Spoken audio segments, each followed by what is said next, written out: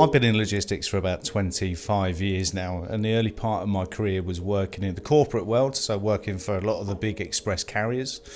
And after a while, I became a little bit disillusioned by working for the big express carrier, seeing that there was certain challenges in the marketplace and not being able to do anything to change them. So I decided in 2003 to set up my own business so that I could effectively take control of my own destiny. In the early days of setting up that business, based down in Southampton, I ventured into the world of setting up my own business by way of becoming a master subcontractor. And a lot of people within the industry have kind of gone through this process of working for the mainstream carriers, supplying vehicles and drivers in those vehicles, doing multi-drop deliveries. But the problem, once I grew that side of my business, was a fleet of 35 vehicles in the carrier world. I realised that I had no more control over my destiny then than I did when I was working in the corporate world. So when I looked at the business and decided to take it back a little bit of control, I started selling same-day courier services in the local area. And it was as tenacious as knocking on the doors of local businesses and introducing expert distribution to those businesses locally, and effectively asking them the question as to whether they had any traditional same-day courier requirements. So what I quickly identified was that I needed a USP against my local same-day competition. Now, the problem in the express parcel world is most of the carriers have aimed their services at slightly larger businesses. So they tend to look at tier one big spenders. They then, second of all, look at the medium-sized spenders, but it's the small to medium-sized enterprises that get underserviced by those carriers. They don't get many options available because their buying power is such that they can't spread it across multiple providers. And knowing that the express world was changing, it was identifying that it was very difficult for one customer to utilise one carrier. They effectively had different bits of freight profile that lended itself to using multiple carriers, but by using multiple carriers, it created the problem further with their buying power. So because of this, I set up a multi-carrier dispatch solution that allowed me to integrate a solution with multiple carriers using my contacts within the industry. And then for every client I saw, I was able to pair up the individual freight profiles with those individual carriers, using those carriers to their specialism within the industry. So I ended up selling the business to a national competitor back in 2008, and I then had a period of consulting to a number of different businesses before I met Kate at Diamond Logistics. When I approached Kate back in 2011, Diamond were a traditional same-day courier company, very much where I was in the early stages of me developing, albeit Diamond had been going by that stage for some 18 years. So they built a very nice, loyal client base within the local area. Doing that traditional same day, Kate had identified the same challenges as I found in expert distribution, that it was quite a volatile marketplace. And Kate was already looking at ways in which she could diversify to be able to smooth out some of those peaks and troughs that she was finding within same day. And I remember having that conversation with Kate to say, look, if you've been in the area for 18 years, you've identified that there's lots of same day opportunities. If you've won business in the local area, you've done very well to do so. If there are opportunities out there that you've not won up until that stage, what are you going to do differently that's going to be able to differentiate you from your competition moving forward? What is going to change so that the next time you walk into that potential customer, there is a compelling reason why they should make the change from their current supplier?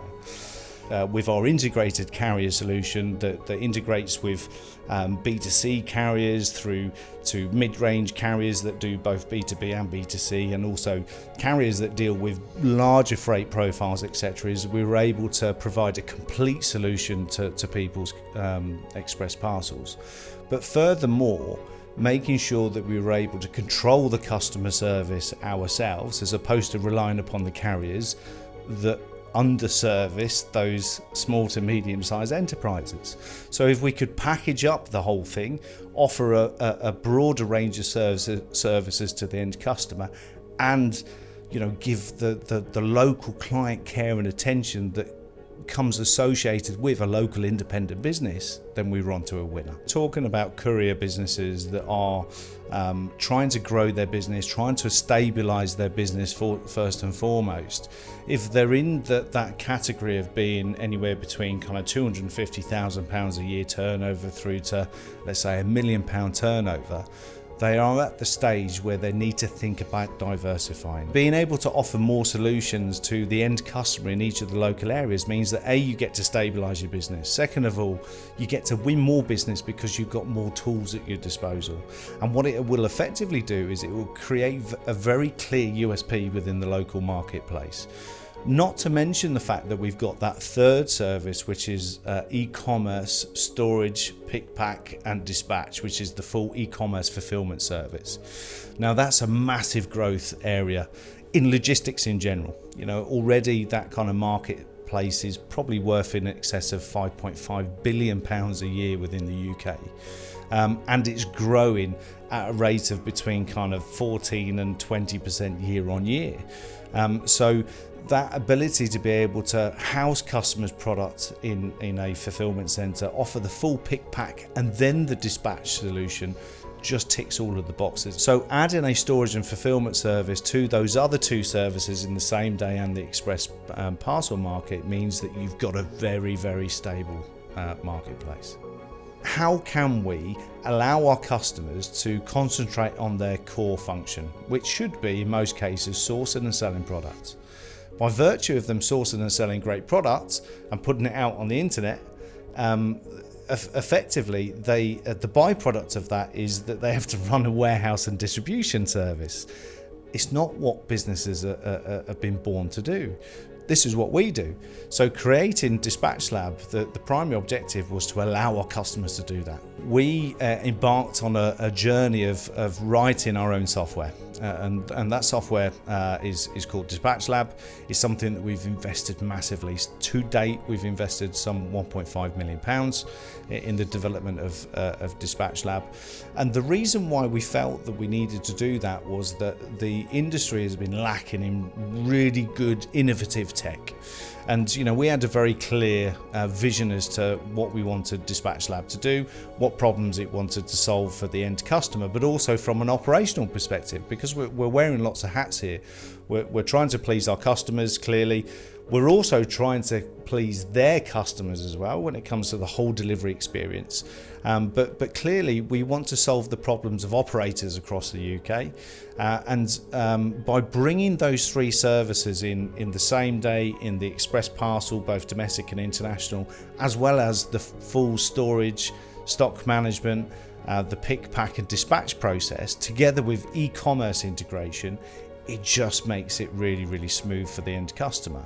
They're not dipping in and out of different systems to be able to run their business. Because essentially the primary objective of Dispatch Lab from a customer point of view is concentrate on their core function and allow our network partners to concentrate on the bit that comes after that, which is to manage the logistics process post-sales on behalf of the end customer.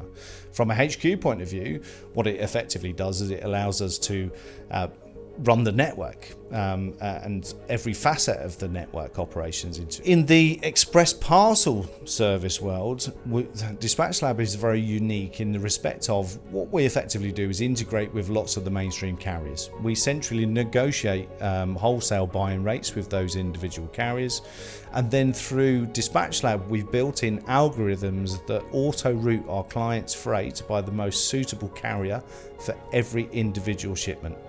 And that means that it takes away the arduous nature of logistics. It means that customers don't have to think about what they're doing. They don't have to have experts within their business, because we become an extension to our customers' businesses.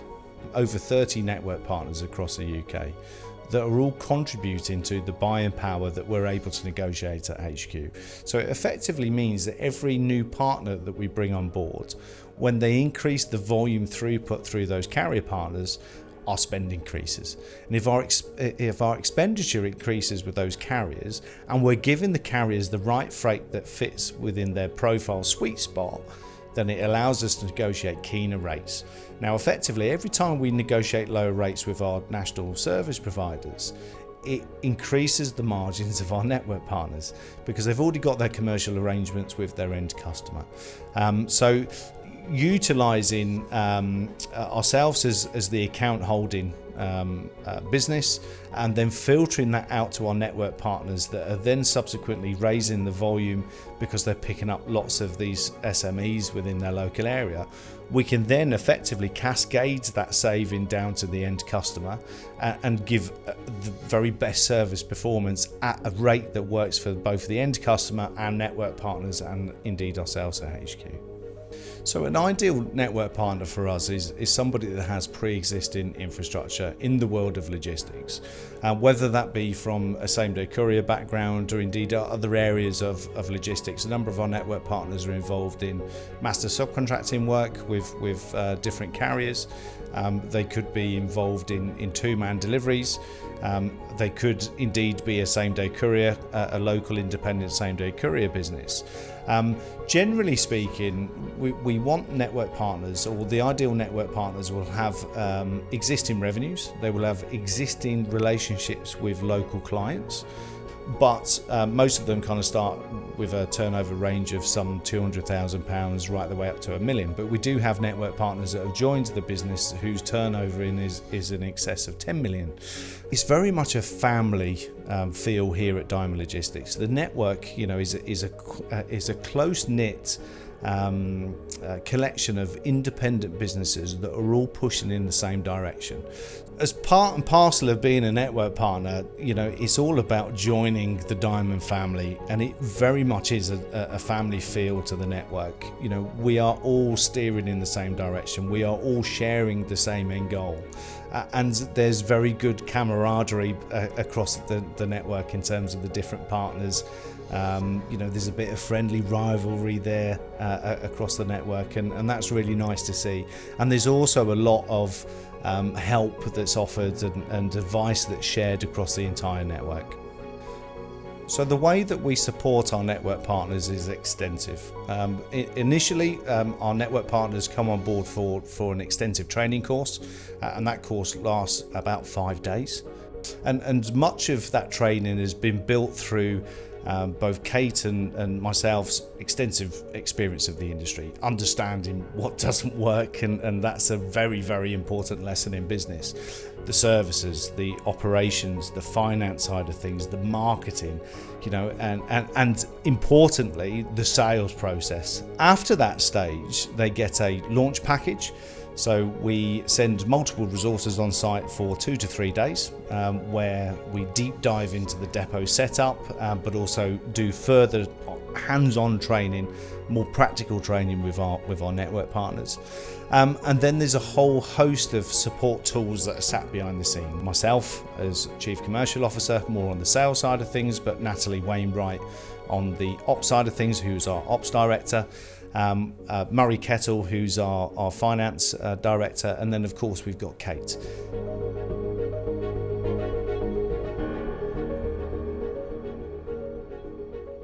So the main ingredients that our network partners need is tenacity and persistence, because they're the key ingredients of any successful business effectively.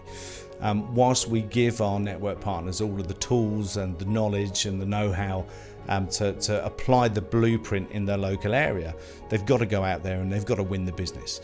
Anybody who wants to hear more about the Diamond Network Partnership, they should get in contact with us. There's no time to waste, because each of our network partners take an exclusive territory, and with that exclusive territory lasting for 5 years, roll into a further 5 years, that's a 10-year exclusivity deal. Once a postcode area is taken up, it's not going to be available for a very long time, and there clearly are limited postcode availability across the UK. So I would say don't hesitate, get in contact with us today. You can do that either via the website, or you can connect with me on LinkedIn and drop me a personalised direct message, or just pick up the telephone to us.